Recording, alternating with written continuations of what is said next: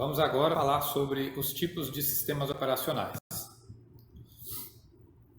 Então, a gente tem uma lista vasta de tipos de sistemas operacionais, né? E a gente vai listar aqui as principais e na sequência a gente vai falar de modo mais aprofundado sobre cada uma delas, tá? Então, o primeiro tipo de sistemas operacionais é o sistema operacional de grande porte.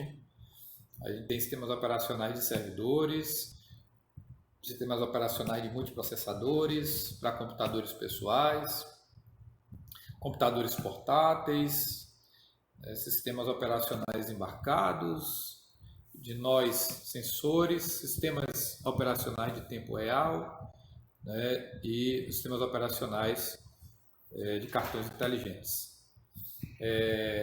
Então, o que são os computadores de grande porte? Para entender, antes da gente falar um pouco sobre os sistemas operacionais que atendem a esse tipo de tecnologia. Então, são computadores que apresentam uma quantidade grande, né, de recursos de hardware, que, se comparados aos computadores pessoais, essa quantidade de recursos é bem superior. Então, são computadores que possuem interligados a eles uma centena de discos rígidos, né? Discos rígidos são os HDs. Então, você tem nesses sistemas vários HDs acoplados a eles para que ele possa armazenar uma quantidade excessiva de dados, milhares de gigabytes de dados. Esses sistemas conseguem armazenar. Eles possuem centenas de CPUs dentro do mesmo equipamento, e uma diversidade de dispositivos de entrada e de saída. Então, são geralmente associados, né, a processamentos de volume extenso de dados, né, e com uma velocidade, uma performance bem agressiva. Então, são sistemas e equipamentos que são orientados para o processamento simultâneo de muitas tarefas. Esse tipo de computador, esse tipo de equipamento, ele geralmente atende a determinados tipos de serviços, né? Então, você tem serviços de processamento em lote, que são caracterizados pelo enfileiramento de tarefas. Então, você tem tarefas, né, de grandes proporções, e essas tarefas elas são enfileiradas, né, em lotes, sendo que esses lotes eles seguem uma sequência, né? Você bota um lote de processamento, ao término desse lote de processamento você coloca um outro, e geralmente esse lote de processamento ele não requer uma interação com o usuário. O usuário do sistema não precisa estar dando comandos para ele executar em cada informação que é processada. Você gera o lote a ser processado, deposita numa fila e o computador ele vai processar lote a lote até usar todos. Então, um exemplo aqui desse tipo de serviço é justamente a geração de boleto de pagamento de cliente de um determinado banco. Então, você tem as datas vamos colocar a situação hipotética, você tem as datas de pagamento, e aí para cada data de pagamento, esse sistema ele vai gerar os boletos, né, dos clientes que tem aquela data configurada. Então, você roda o processo de geração de boleto para aquele conjunto de clientes, né? E aí você, na sequência, você pode colocar esse mesmo processo para outro conjunto de clientes. Então, esse é um exemplo desse tipo de serviço que roda em computadores de grande porte. Outro tipo de serviço são as transações, é o processamento de transações, onde você tem um sistema administrando uma grande quantidade, né, de pequenas requisições. Então você tem um volume gigantesco de pequenas requisições executando de forma simultânea. Esses sistemas eles são divididos em unidades de trabalho, sendo que essas unidades de trabalho se multiplicam dentro do sistema, formando, né, centenas ou milhares de unidades que são executadas a cada segundo. Né? Então, um exemplo desse tipo de serviço esses sistemas de reserva de passagens aéreas, né, que a gente tem ao mesmo tempo, né, pessoas de várias localidades acessando o mesmo sistema, né, para fazer solicitações e compras de passagens aéreas. Né, esse é um exemplo. E por fim, tem o processamento de tempo compartilhado, onde você tem o mesmo banco de dados para atender uma quantidade expressiva de acessos. Tá?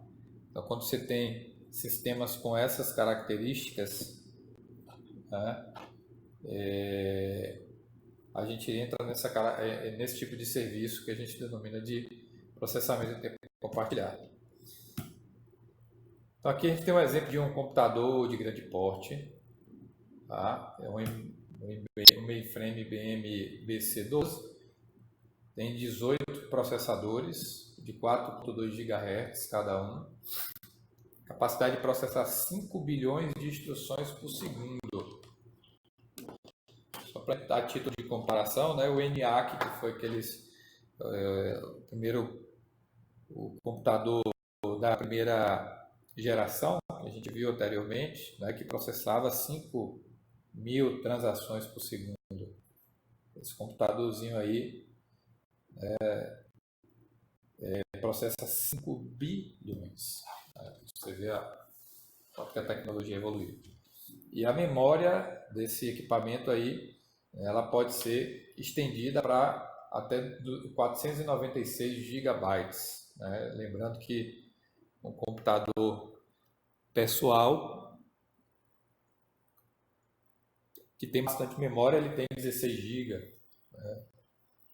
O meu, por exemplo, tem 8 GB. Então, um computador desse aí consegue quase 50 vezes mais memória do que a gente utiliza nos computadores pessoais. Então, aí você tem nessa máquina a capacidade de acoplar ela 5.6 TB de disco, ou seja, de HD. O tamanho do HD, do conjunto de HDs pode chegar até 5.6 TB.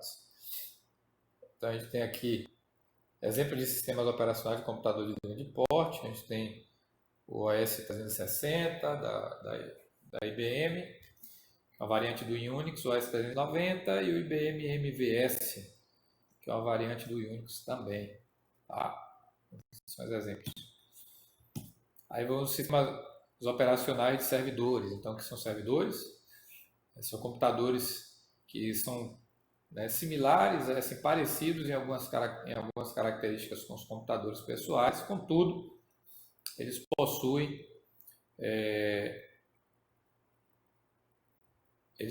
um poder de processamento maior que os computadores pessoais. Né? Então, permitem você escalar o número de CPUs, então aumentar a quantidade de CPUs, aumentar a quantidade de memória, expandir também a quantidade de discos.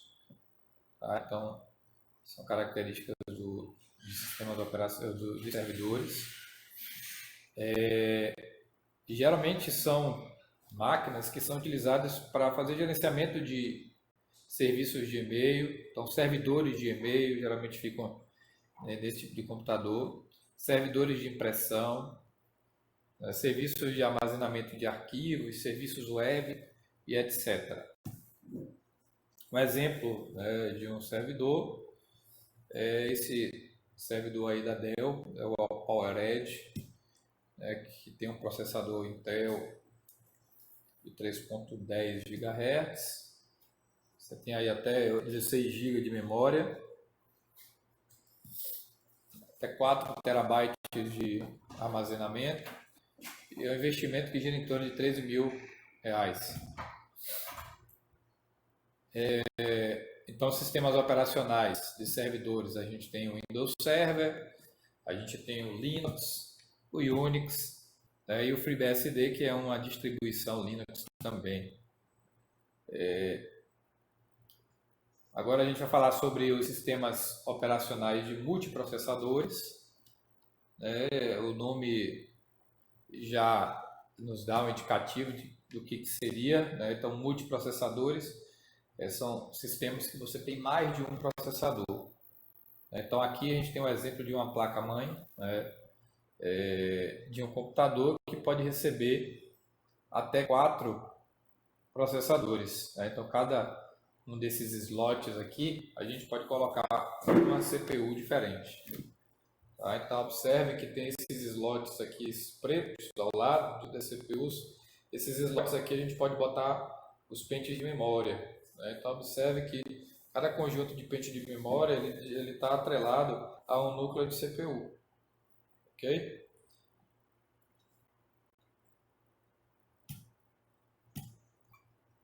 Então, a gente tem aí como sistemas operacionais de computador o Linux, o Unix e o FreeBSD também.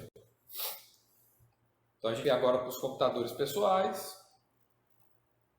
que tem essas características de oferecer uma interface amigável e ser de fácil operação, promover um ambiente de multiprogramação, onde a gente tem vários programas sendo rodados de forma simultânea.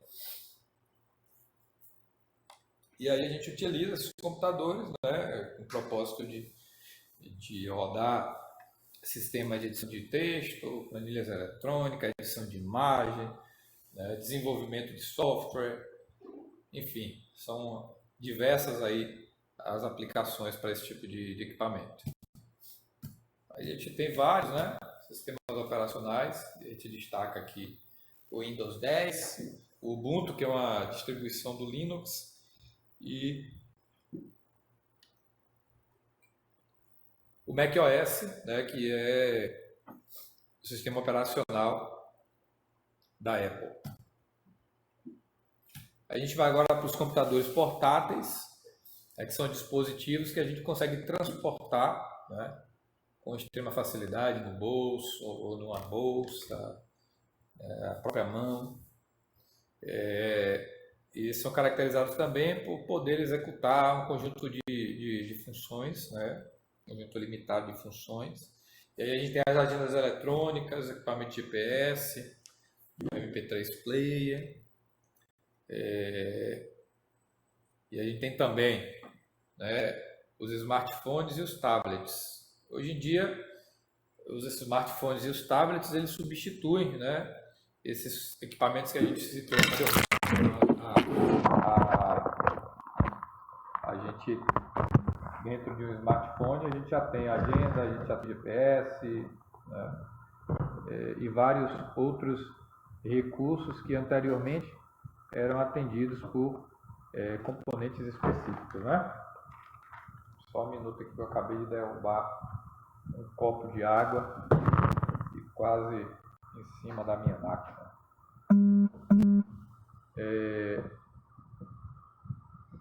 Então vamos lá, então outra característica justamente isso que a gente falou, que os smartphones hoje eles conseguem assumir várias funções, né? Agenda, rádio, MP3, GPS, por aí vai. Aí vamos para os computadores portáteis, né? Exemplo, então a gente tem o celular, o smartphone, né? O tablet, o GPS, o iPod, o MP3 Player. Sistemas operacionais de computadores portáteis, a gente tem o Android, tem o iOS, o Windows Phone, o Symbian OS. Essas são as principais aí que a gente trouxe. E aí vamos agora para os sistemas embarcados, né, que são dispositivos que a gente não tem essa facilidade de instalação de softwares, como nós temos com o uso do celular, com o computador, com o notebook, né, que a gente seleciona um software e instala ele. Os embarcados, né, o próprio nome diz, o software ele é previamente instalado, né, geralmente em memórias ROMs, essas memórias não voláteis, e a gente não consegue sobrescrever o que tem nessa memória, né? Alguns sistemas embarcados já permitem você atualizar o software que tem na ROM, né? Mas, sobretudo os mais antigos, você não tem essa possibilidade. Vai ter exemplos de sistemas embarcados aqui, celulares, câmeras digitais, MP3 players, as TVs, né, que não eram as Smart TVs, micro-ondas, aparelhos de DVD, os automóveis para controle de freio ABS, computador de bordo e etc. Sistemas aviônicos também possuem sistemas embarcados. Então, exemplos de sistemas operacionais, para sistemas embarcados a gente tem esse QNX e o VxWorks. Agora, nós vamos falar sobre os sistemas operacionais de nós sensores. Então, o que são os nós sensores? São computadores bem pequenos, né, que se comunicam entre si e com um nó que nós chamamos de nó concentrador, que é uma estação base, né, que geralmente funciona em rede sem fio. São equipamentos que possuem uma CPU, uma memória RAM e uma memória ROM para armazenamento dos dados. Geralmente são movidos a bateria de lítio, né? Essas baterias menores. Então, tem uma capacidade, né, de armazenamento de energia limitada, mas o consumo de energia também é pequeno.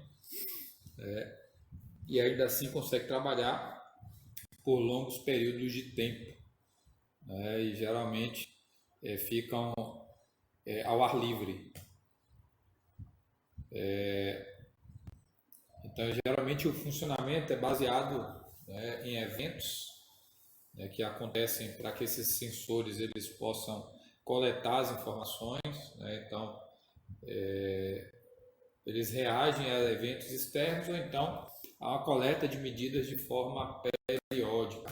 Tem exemplos aqui, né, desses sensores que são acoplados em equipamentos como drones, né, em equipamentos como as placas Arduino, placas de Raspberry Pi, e é muito utilizado na indústria. Então, por exemplo, na indústria, né, de petróleo, nos equipamentos que fazem a vazão do combustível, né, de uma localidade para outra, você geralmente tem uma série de sensores que avaliam várias características, né, dos dutos de passagem, né, características como temperatura, né, vazão do combustível. Você avalia se tem, por acaso, sensores que identificam se tem alguma fissura, né, nesses dutos. Enfim, são dispositivos que são bem sensíveis, que conseguem fazer essas medições. Então, você tem também sensores que fazem medições de condição climática, com a temperatura, umidade. Tem equipamentos que conseguem detectar fumaça, né, e incêndios em florestas. Então, alarmes sobre tempestades, sobre tsunamis. Então, tudo isso aí são tarefas que se aplicam ao uso, né, de nós sensores. Então, a gente tem aqui exemplo de sistema operacional de nós sensor, tem esse TinyOS, que é um sistema operacional focado para isso. Tem sistemas também de tempo real, né? E a característica desses sistemas de tempo real é que eles possuem uma relação de tempo, né, de processamento que requer, né, que toda execução aconteça de forma instantânea, né? Então são sistemas que têm uma tolerância, uma sensibilidade muito grande ao tempo, no sentido de que não pode demorar. E aí você tem sistemas de tempo real críticos, e aí você, no sistema de tempo real crítico, né, a fatia de tempo de execução ela tem que ser bem rigorosa, né, dentro de um patamar esperado. E quando isso não acontece, você pode ter aí prejuízos, né, por conta de falhas de modo permanente, né? E aí tem os sistemas de tempo real não crítico, né, que são aqueles que são muito importantes, mas o atraso na execução não vai trazer tantos prejuízos para a cadeia de execução. Né, então, são sistemas que precisam ser simples e leves, né, para garantir essa relação de performance e de eficiência do sistema. Então, a gente vê sistema de tempo real em linha de montagem de automóveis, né, que precisa ser bem sincronizado. Em sistemas aviônicos, onde atrasos ou falhas podem acarretar, né, em problemas sérios, né, como acidentes. Em sistemas que calculam tarifação de cliente e operadora de telefonia, né, se você não tarifa dentro de um prazo curto, isso pode gerar impactos financeiros para a empresa, né? Então, esses são exemplos de aplicação do sistema em tempo real. Então, exemplo de sistemas operacionais em tempo real, você tem TI RTOS e você tem também o QNX e o VXWorks também.